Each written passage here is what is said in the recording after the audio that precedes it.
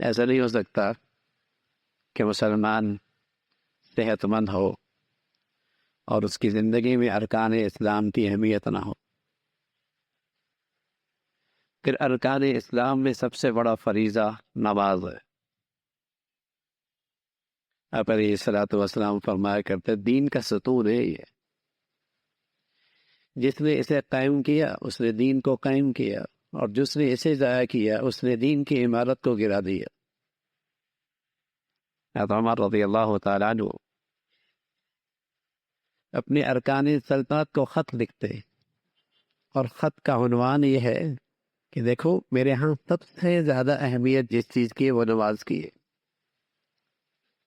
اگر تمہارے ہاں اس کا اہتمام نہیں تو مجھے کوئی امید نہیں کہ تم رعایا کے حقوق کا خیال رکھو۔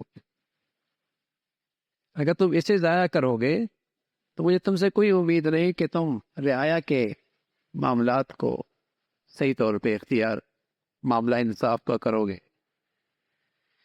میرے ہاں سب سے اہم چیز نماز کہتے ہوئے مسلمانوں کے امیر تھے، امیر المومنین تھے،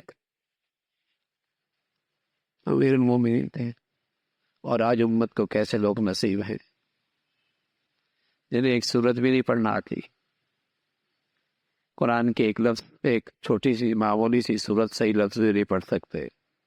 جیسے ہمارے اعمال ویسے لوگ زندگی پہ مسلط ہیں۔ تم چاہتے ہیں عمر جیسا آئے تو عمر جیسی رعایا بھی تو ہونی چاہیے۔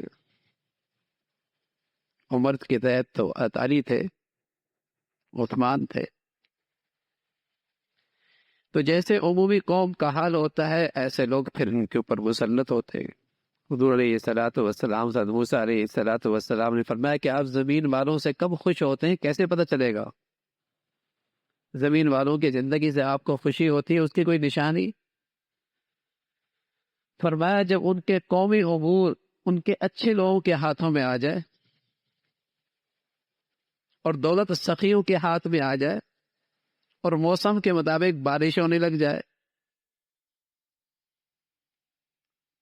اور جب آسمان والا رب اہل زمین سے ناراض ہوتا ہے تو ان کی قوم کے بدترین لوگوں کے ہاتھوں میں ان کی قومی ذمہ داریاں آ جاتی ہیں، دولت بخیلوں کے ہاتھ میں آ جاتی ہے، اور بغیر موسم کے بارشیں ہونے لگ جاتی ہیں جس سے نفع کم ہوتا ہے نقصان زیادہ ہوتا ہے۔